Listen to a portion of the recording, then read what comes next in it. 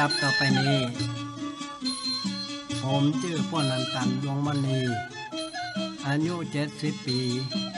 จะได้เทศนาพระธรรมพระไตรปิฎก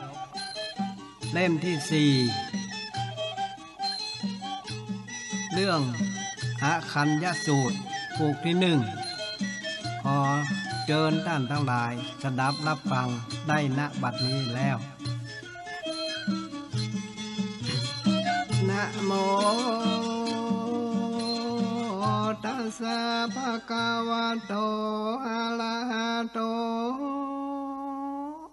สัมมาสัมพุทธัสสะเอวะเมสุตังเอกังสมะยังภะคะวะสวัสดิยังวิหารติปุปา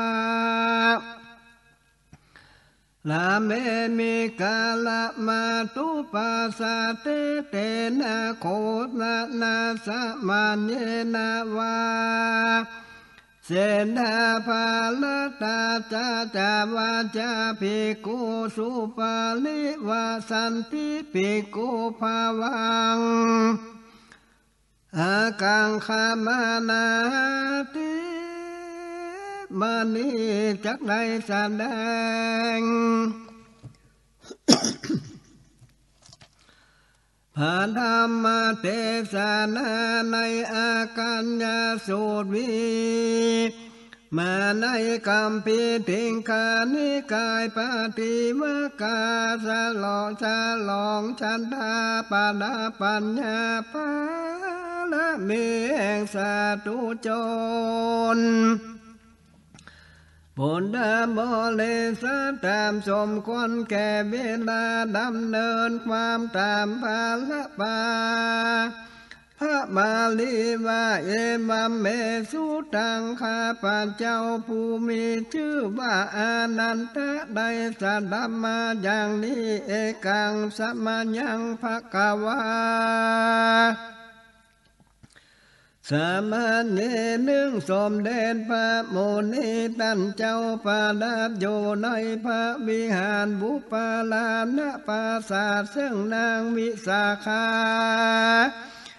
ผู้เป็นเมกามันดาสังถวายในกรุงปาลาสาวัตถีมีสมัยนั้นและว่าเศรษฐาสามเณรกัตตังภาลาวัตสาสามเณรเมื่อจำนวนความเป็นภิกขุและอยู่อบรมในสำนักภิกขุต่างหลายเย็นวันหนึ่งพระพุทธเจ้าก็เสด็จออกจากที่สังฆลงมาจากปราสาทไปทรงจมกุมอยู่ณที่แจ้งในร่มเงาปราสาทนานว่าเสถ้าสามเณรได้หันพระพุทธเจ้าจริงเรียกหาปาลาตาวาสะสามเณรมากาวานิกุณาภาลาตาวาสะพระพุทธเจ้าเสด็จมาจากที่สังฆในเวลาเย็นลงมาจากปราสาทไปทรงจมกรมโยนาติแจ้งในร่มเงาปราสาทกุณภาลาตาวาสะเจ้าเราสองคนปากันเข้าไปเป่าหือไก่เตะที่บางทีเราสองคนจะได้เพิ่งได้ฟังธรรมมีกันตาสาพอพระพระของพระองค์บางเป็นแม่นมันชวนพาลาวาปาลาตาวาสะสามเณรฟังคำของว่าเสนาสามเณรแล้วจริงตอบว่าอย่างนั้นกาเมื่อใดนั้นเองว่าเสนาสามเณรกัตตังวาภาลตาวาสา สามเณรทั้งสองก่อมพากันเข้าไปเฝ้าพระพุทธเจ้าได้เทิงที่ไกลกันเทิงแล้วถวายบังคมพระพุทธเจ้าแล้วจนการเดินตามเสด็จพระองค์ผู้กำลังเสด็จจมกรมอยู่เมื่อนั้นแลพระพุทธเจ้าทาลัดเลียพระเสนา สามเณรแล้วทาลาดว่าเศรษฐวาลตาวาสายสาด้านทั้งสองมิจะเป็นพามมีพระคุณเป็นพามออกบวชจากขคุณพามวาเศรษฐแลภาลาวาตาวาสะพวกความดาบดาว่าตันทั้งสองอันจะเลือสามเณรทั้งสองกราบทูลว่าข้าแต่พระพุทธเจ้าพวกพราหมณ์ทั้งเขาปากันด่าว่าข้าพระองค์ทั้งสองโดยถ้อยคำหยาบช้าสาวอย่างเต็มที่บ่มีลดหย่อนเลยพระหลานถามต่อไปว่าพวกพราหมณ์เขาปากันด่าว่าท่านทั้งสองว่าอย่างใดเล่าว่าเสพะและภาละวันตะสาวาสาสามเณรทั้งสองการทูลพระพุทธเจ้าว่าพวกพราหมณ์เขาปากันว่าอย่างนี้พราหมณ์พวกเดียวเป็นวันนาที่พาเสอสุดวันละอื่นเลี้ยวสามพามพวกเดียวกาพวกเดียวเป็นวันละขาวพวกอันเป็นวันนาดำพามพวกเป็นเดียวประกอบพวกเดียวกันเป็นวันนาขาวพวกอื่นเป็นวันละดำพวกวันละดาเดียวเป็นพวกปาเลกสูตรพวกที่นอกจากพามที่บริสุทธิ์บ่ได้พวกพามเป็นตัวเป็นบุเกิดจากมาอุตตลาเกิดจากปากของพามเป็นพวกที่เกิดมาจากพามเนรมิตขึ้นเป็นญาติปิกญาติกาของพามดังสาตาพามเจ้าทั้งสองคนและวันนั้นพาเสด็จแล้วและเขาหนีเขาก็หนีตาวานะเร็วสามที่พวกสามานะที่มีสีสาโลนพวกเกิดดีพวกดำพวกเกิดจากเราเขาคอเต้าของพระของผมคอที่มีพระพุทธเจ้าและคนทั้งสองก็มาตะโลมาละปนทางพวกที่ป้าเสือสูญเสียเข้าไปกับพวกเหลวสามคือพวกสามานะที่มีสีจะล้นพวกเครือหบดีพวกดำพวกเกิดจากเราของผมขอที่เจ้าทั้งสองคนมาละตังพวกที่ป้าเสือสูญเสียเข้าไปหาพวกเหลวสามคือพวกลีสาหน้าที่มีสีสาล้นพวกกาหาบดีพวกดำเกิดจากเต้าของพามนั้นบอดีเขาก็ปากันด่าว่าข้าพระองค์ทั้งสองด้วยถ้อยคำหยาบช้าสาหนอย่างเต็มที่บ่มีลดหล่อนเลยดังนี้เป็นการเหมาะสมควรเลยพวกพราหมณ์พระพุทธเจ้าข้าพระองค์จริงพระลาเป็นตามน้องปอบว่าดูกาลเสดาและภาละตาวาสะพวกพราหมณ์เขาละนึกถึงเรื่องโบราณของพวกเขาบ่ได้จริงปากันกล่าวดังนี้ดูกาลเสดาและภาลาวัตสาทั้งสองทำพระโคตโยนี่และอันว่านางพามานีตั้งลายของพวกพามีละดู บางมีการพระบางคลอดออกมาบางฮือลูกกินนมอยู่บางตีนตีเนื่องจริงพวกพราหมณ์เหล่านั้นก็ล้วนแต่มีกำเนิดมาจากนางพามานีต่างนั้นนั้นสันนั้นจริงมาอวดอ้างอย่างนี้ว่าพามานะพวกเดียวกันเป็นวันนาที่พาเสือสุดวันนะอื่นเร็วซ้ำพามพวกเดียวเป็นวันนาขาวสะอาดพวกอื่นเป็นวันนะดำและพามพวกเดียวเป็นพวกดีบริสุทธิ์พวกอื่นนอกจากพามมาบริสุทธิ์เหมือนไม้พวกพามานาพวกเดียวเป็นบุตรเกิดจากอุตละเกิดจากปากของพาวผมมีกำเนิดมาจากผมเนลามนี้คืนมาเป็นญาติกาของผมดังนี้โดยเล่าเขาเหล่านั้นกล่าวต่อว่าผมและโอจาและจะเทวาจะศกแต่ปะบาปอันเป็นมาอันเป็นอันมากโลกาลาเชนาภาลตาวาสวันนะเหล่านี้มีอยู่สี่ประการคือข้าสารพามพ่อค้าคนงานว่าเศรษฐภาลาตาวาสปากาสัตบางคน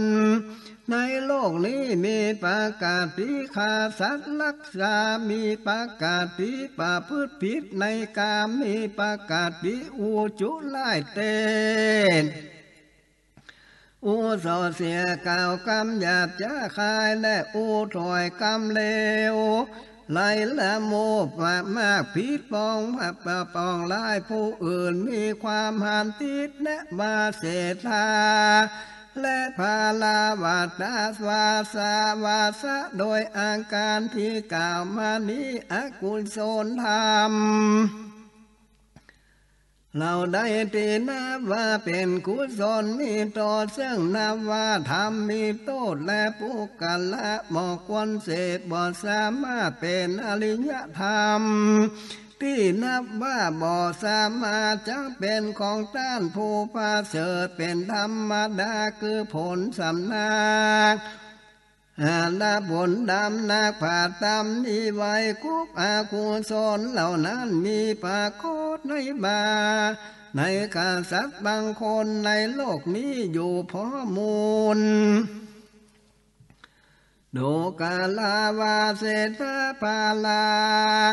สวาสะแม่นว่าพามบางคนในโลกนี้แม่นพ่อกาบางคนในโลกนี้แม่นคนงานบางคนในโลกนี้ก็เหมือนกันมีประกาศปีขาสารของตานประพฤติผิดในกามอุจุไล่สอดเสียกล่าวคำหยาบคาเลวไหลและโม่มากนาเกิดการจำได้เขาก็มีความหันผิดดูกาลาวาเสถะและวาภาละตาวาสะทั้งสองโดยอาการดังกล่าวมานี้และทำเหล่าใดที่เป็นตัวอกุศลน่าเป็นฝ่ายอากุศลเป็นธรรมมีโทษนับว่าเป็นธรรมประกอบด้วยโทษเป็นธรรมบอกควรเสพนับว่าเป็นธรรมที่ควรสวบบอกควรเสพบ่สามารถเป็นอริยธรรมนับว่าบ่สามารถเป็นอริยธรรมเป็นธรรมดำมีผลดำนักผ่าตำนิไว้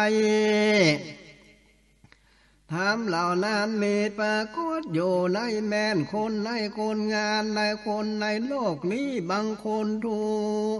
ครบทวนดูกาลาวาเศรษฐภาลาตาวาสะทั้งสองเป็นข้าสัตว์บางคนในโลกนี้เป็นผู้เว้นจากการฆ่าสัตว์เป็นผู้เว้นจากลักทรัพย์เป็นผู้เว้นจากการประพฤติผิดในกามเป็นผู้เว้นจากการโอโจรร้ายเป็นผู้เว้นจากการโอสอดเสียดเป็นผู้เว้นจากกรรม หยาบคายเป็นผู้เว้นจากขาดจากถ้อยกามเหลวไหลบ่อนละโมบ่คิดการทำลายมีความมันจ้อเป็นปังกาติดูกาลาวาเศรษฐาแลภาลาตะวาสะทั้งสองด้วยภาการดังกล่าวมานี้ทำเราได้เป็นกุศล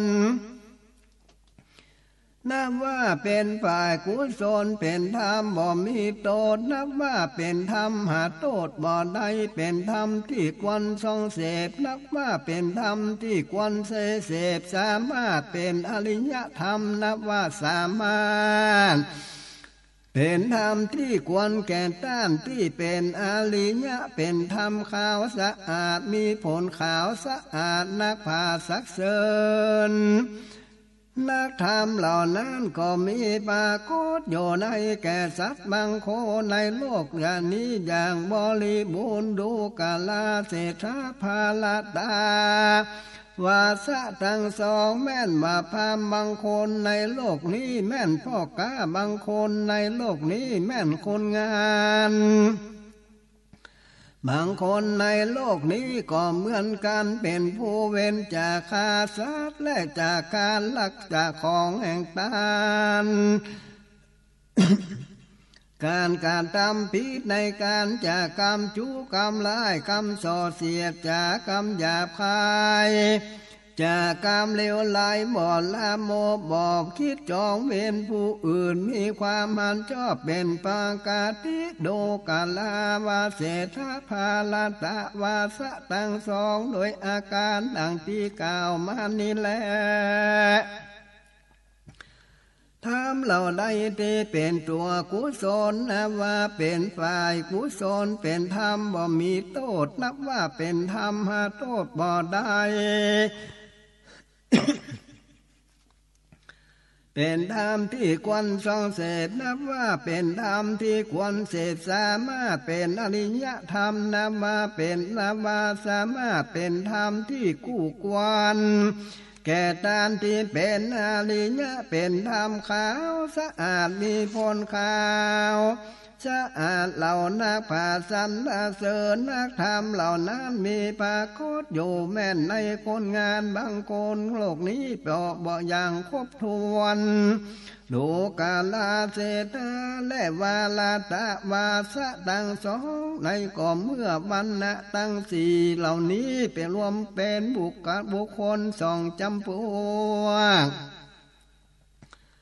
คือว่าพวกที่ตั้งอยู่ในธรรมดำนักปฏิเตียนจำพวกหนึ่งจำพวกที่ดำอยู่ดำลงอยู่ในธรรมขาวนักปราชญ์ควรสรรเสริญจำพวกหนึ่งเจนนี้สันได้พวกพามจริงปากันอวดอ้างอยู่ดังนี้เล่าต้านโปรโพรู้ต่างลายอมบ่รับรองตามถอยกรรมของพวกเขาด้วยเลยขอนั้นเพราะเหตุใดเพราะว่าบรรดาวันนาตั้งสี่เหล่านี้ผู้ใดเป็นภิกขุสันและสิ้นกิเลสอาสาวะแล้วจบภาจะพรหมจะดิญะมีกิจที่ควรการทำได้การทำเสร็จแล้วได้วางภาระเสียแล้วสิ้นเครื่องเสียของเกี่ยวนาในพบแล้วลุดไปจากเพราะว่ารู้โดยจอบผู้นานพระโคตเป็นโพเลิศกว่าคนละคนต่างลายโดยจอบทำแต่มาแต่บ่ได้พระโคตโดยบ่ชอบทำเลยว่าเสถาภาละวาตาสาทั้งสองด้วยว่าทำเป็นของพระเสริฐที่สุดในหมู่โจรทั้งในเวลาที่หันอยู่นี่แหละเวลาต่อไปโดยบรรยายนี่และ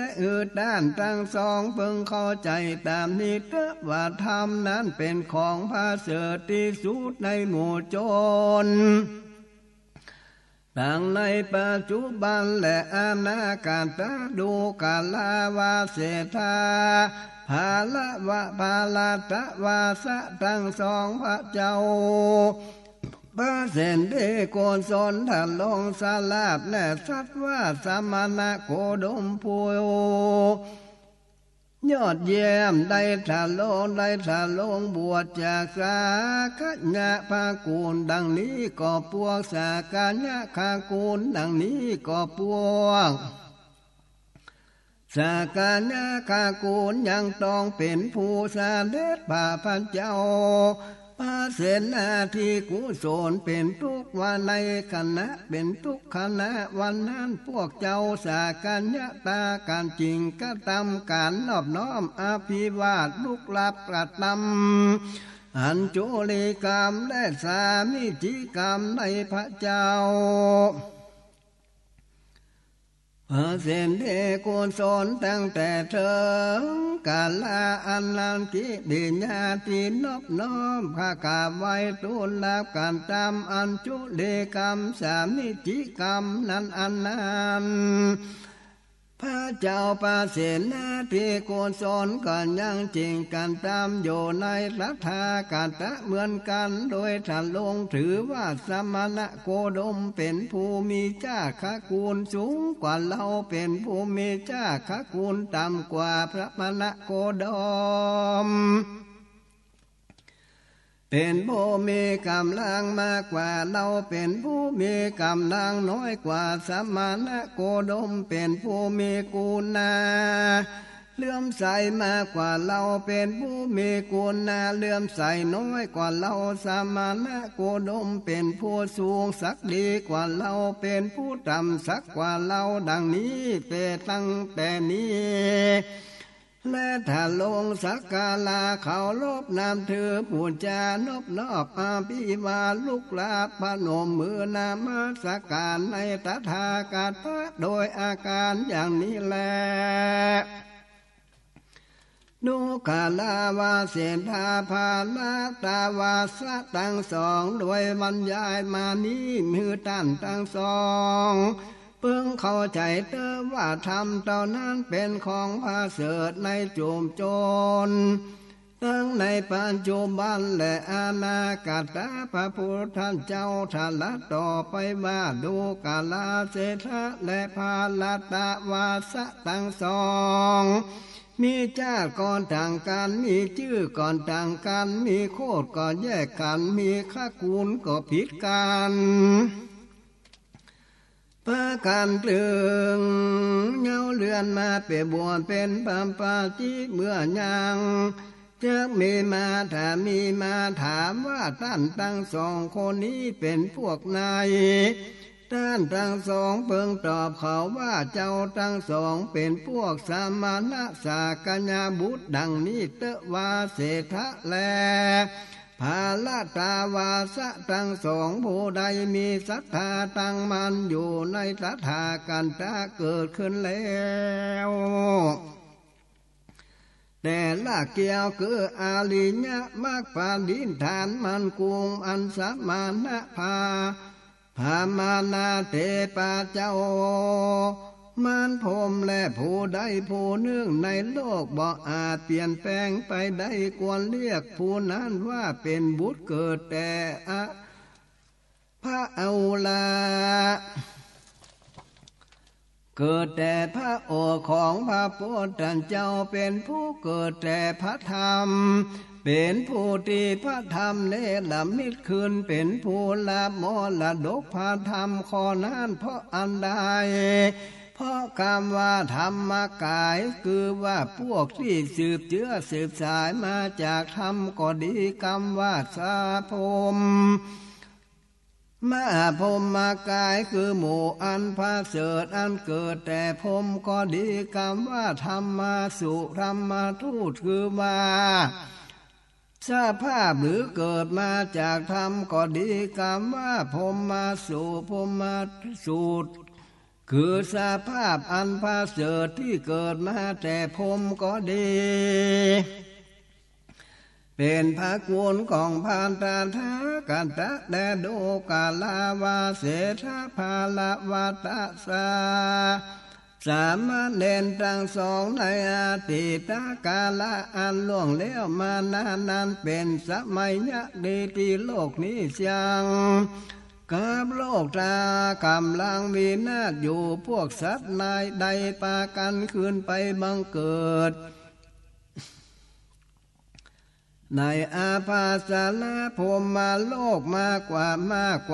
ากและบรรดาสัตว์ผู้นั้นเป็นพวกที่สำเร็จดังดาใจมีปีที่เป็นอาหารมีลาสามีสั้นออกมาจากกายได้เละได้เองท่วนเที่ยวไปในอากาศได้เป็นผู้มีความจำเริญงดงามได้ตลอดมานมนานโดยการล่วงไปต่อมาเป็นเวลาจะนานเชื่องเป็นเวลาที่โลกกับตั้งคืนอีกในเมื่อโลกกำลังจะเดินอยู่เราสัตว์ปากันจุติจากอาสวะภาสละพรหมโลกลงมาเกิดเป็นมนุษย์มากกว่ามากแต่พวกสัตว์เหล่านั้นล้วนแต่เป็นผู้สำเร็จตั้งใจมีปิติเป็นอาหารมีลาสามีสั้นออกมาจากกายในตนเตียวไปในอากาศเป็นผู้มีความจำเริญสวยงามมาอยู่มาเชียงกาละนานก็สมัยนั้นจักเป็นเจ้ากาบานต่างมวลนี่แลเป็นน้ำต่างมาต่างนั้นและมืดมนบ่หันอันใดดวงพระจันทร์ดวงอาทิตย์ก่อนยังบ่มีดวงดาวนักขันตาลืดตั้งลายก่อนยังบ่พาโคและกลางวันกลางคืนก็บ่มีเดือนหนึ่งเกิงเดือนก็บ่พาโคและดูปีก็บ่มีและเป็ดชายเป็ดหญิงก็บ่พาโกสัตว์ต่างหลายในข่าวนั้นถึงเสื่องอันนับเพียงการว่าสัตว์เท่านั้นกันต่อมาเป็นเวลานานมากเกิดปฐวีธาตุอันมีลดกว่าคือว่าก่อนดินลอยบนน้ำตัวไปได้ปาโกแก่สัตว์เหล่านั้นเหมือนนมสดที่คนแก่คนเกี้ยวที่โง่ง่วนแล้วก็ตั้งแต่เปียตั้งแต่เย็นจะเป็นผาอยู่ข้างบนนั้นและปฐวีธาตุอันมีรสนั้นมีสีก็งามกลิ่นหอมรสดีมีสีกายสีเนยได้สะอาดและเนยใสเนยคนอย่างดีสันอย่างสันนั้นได้มีรสอร่อยดุจจะดังดวงเพิงอ่อนบริสุทธิ์สันนั้นต่อมามีสัตว์ผู้หนึ่งเกิดโอนตาลีขึ้นมาโยโออ่อนเจ้าเราผู้เจริญนี้จักเป็นสันได้แล้วเอานิ้วง้วนมาซ้อนบินขึ้นลองจิ้มดูก็รู้สึกว่าอร่อยเขาจริงเกิดติดใจในรสขึ้นทันทีแม่นสัตว์พวกอื่นก็พากันตามอย่างเอานิ้วจอนเอางวนเบียก่อนบินขึ้นมาจิ้มดูก็รู้สึกอร่อยความติดใจในรสของสัตว์เหล่านั้นก็เกิดทวีคืนทุกทีต่อมาสัตว์เหล่านั้นก็พยายามจะป่านงวนเดินเป็นกรรมโดยมือและบ่เลยพวกนั้นลานสามีกายของสัตว์เหล่านั้นก็หายไปเมื่อลานสามีกายหายไปแล้วดวงจันทร์ดวงอาทิตย์ก็ปรากฏโดยดวงดาวลังการตาลือตั้งลายก็ปรากฏขึ้นเมื่อดาวดวงดาวนาการตาลือตั้งลายปรากฏขึ้นมาแล้วก็มีกลางคืนและกลางวันขึ้นมา เมื่อกลางวันกลางคืนมาแล้วเดือนหนึ่งและเกิงเดือนก็มีคืนมาเมื่อเดือนหนึ่งและเกิงเดือนคืนแล้วก็มีละดูปีละดูเดือนคืนมาเป็นดำดาดูกาลาวาละเสธาภาลาวาภาลาสาทวาสะสามเณรทั้งสองด้วยเหตุเพียงเท่านี้โลกนี้จักดาก็จะเลื่อนคืนมาอีกครั้งต่อมาสัตว์เหล่านั้นจักปากันบ่เลยพวกงวนดินดาปาลาปานทานงวนดินเป็นอาหารย่อมได้มาเลี้ยงกาละนานจะอาจารนานโดยเหตุที่สัตว์เหล่านั้นมัวเพลินบ่เลยพวกงวนดินลำปานทานงวนดินมีงวนดินเป็นอาหารอยู่มาได้สิ้นกาละนานสัตว์เหล่านี้นานมีร่างกายแข็งกาคืนทุกทีตั้งผิวพรรณปรากฏว่าแตกต่างกันไปสัตว์บางพวกก็มีผิวพรรณงามบางพวกก็มีผิวพรรณบ่องหามในสัตว์จองจำพวกสัตว์ที่มีผิวพรรณงามก็พากันดูหมิ่นบรรสัตว์พวกผิวพรรณบ่งามว่าพวกเรามีผิวพรรณงามดีกว่าพวกท่านมีผิวพรรณเลวกว่าพวกตาพวกเราดังนี้เมื่อสัตว์จองจำพวกเป็นไปดังนี้แลปัทธาวิอันมีโลดก็หายไปเมื่องวนดินสูญหายไปแล้วเขาเหล่านั้นก่อปาการมาจับกลุ่มกันเขาต่างก่อเป่าพบทุกถึงวนดินว่าลดดีจริงลดดีจริงดังนี้ถึงทุกวันนี้ก็เหมือนกันคนเราโดยมากได้ของที่มีรสดีอย่างใดอย่างหนึ่งมักจะปากันว่าอย่างนี้ว่ารสอร่อยแต่และดังนี้ก็เสมอมาพวกพราหมณ์เขาก็มาละนึกถึงอาคาละที่ถูกต้องกาถูกกันว่าเป็นตน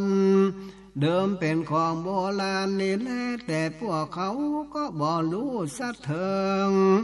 เนื้อความแห่งอาคาละนี้และเสียโดยสามดูกาลาเสธาแลพาลาทาวาสะสามเณรทั้งสองคนต่อมาเมื่องวนดินหายไปแล้วก็เกิดมีกะปิดินขึ้นอีกเพื่อเฮือสัตว์เหล่านั้นกะปิดินนั้นปรากฏลังสนะคล้ายเล็กปิดินมีสีก็ดีตั้งกลิ่นก็หอมรสอร่อยมีสีเหมือนสีเนยใสและเนยคนอย่างนี้สันนั้นได้และมีรสหอยดุจจะดังดวงเพิงอ่อนอันบริสุทธิ์สันนั้นกันว่าสัตว์เหล่านั้นก็ปากันตำเปียนจะบริโภคกะปิดินสัตว์เหล่านั้นบริโภคกะปิดินรับประทานกะปิดินมีกะปิดินเป็นอาหารทรงสืบมาได้สิ้นกาลจานานโดยพระการที่พวกสัตว์เหล่านั้นบริโภคกะปิดินรับประทานกะปิดินมีกะปิดินเป็นอาหารทะลงที่โยมาเสียงกาละนานร่างกายของสัตว์ต่างหลายเหล่านั้นก็ยิ่งแข็งกายิ่งคืนดังผิวพรรณก็พาโคตว่ายิ่งแตกต่างกันเป็นลำดับสัตว์บางเหล่าก็มีผิวพรรณงามสัตว์บางเหล่าก็มีผิวพรรณบ่งงามบรรดาสัตว์ทั้งสองจำพวกและพวกที่มีผิวพรรณงามก็ปากันดูหมิ่นสัตว์ที่มีผิวพรรณบ่งงามพวกเรามีผิวพรรณดีกว่าพวกท่านมีผิวพรรณ อันสามกว่าพวกเรานี้เมื่อสัตว์สองจำพวกนั้นเกิดมามีการถือตัวถือดูถูกกันเพราะมานาจากาพาโคตผิวพันเป็นเหตุเกียดินกะปิดินนั้นก็หายไปเมื่อกะปิดินนั้นหายไปเมื่อกะปิดินสูญหายไปแล้วก็มีเครือดินสนิดหนึ่งคือเกิดขึ้นแทน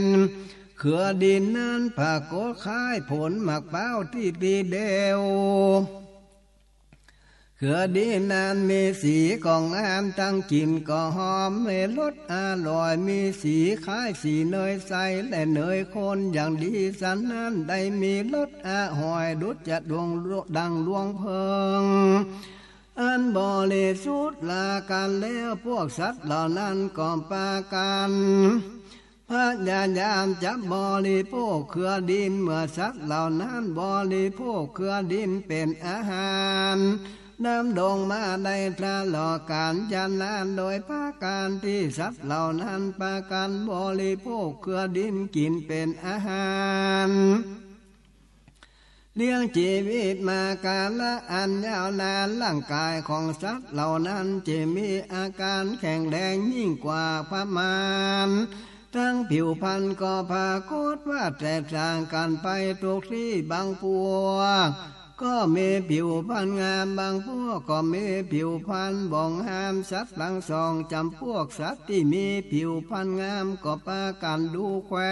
นสัตว์ที่มีพวกผิวพรรณบ่งามพวกเรามีผิวพรรณดีกว่าพวกท่านมีผิวพรรณเร็วกว่าพวกเราดังนี้เมื่อสัตว์สองจำพวกเกิดมามีอาการไว้ตัวถูกดูถูกกันเพราะมานะนานจัดผ่าลบผิวพรรณเป็นเหตุคืนเครือดินก็หายไปเมื่อเครือดินสูญหายไปแล้วสัตว์เหล่านั้นก่อนปากันมาจับกลุ่มกันแล้วก็ลงโทษกันว่าเครือดินได้เคยมีแต่พวกเราเนาะเดี๋ยวนี้เครือดินของเราก่อนสูญหายไปเสียแล้วและหนอดังนี้โจรทุกวันนี้ก็เพื่อกาก็เหมือนกันคนเราด้วยมากพอถูกความทุกข์อย่างใดอย่างหนึ่งมากระทบเขาก็จักปาการบ่นอย่างนี้ว่าของเราทั้งหลายได้เคยมีแล้วแต่เดี๋ยวนี้ของเราทั้งหลายได้มาหายสูญเสียและเนาะพวกพราหมณ์เขาก็มาละนึกถึงอาคาละที่กูรู้กันว่า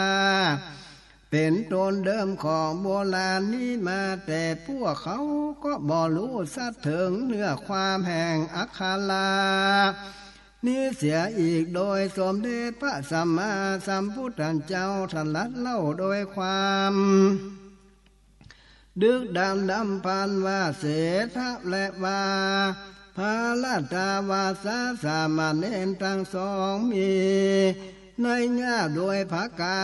รดังกล่าวมานี้และบิจัจนาธรรมเทศนาในอาคัญญสูตรผูกตนก็บังกมสมเลสเด็จ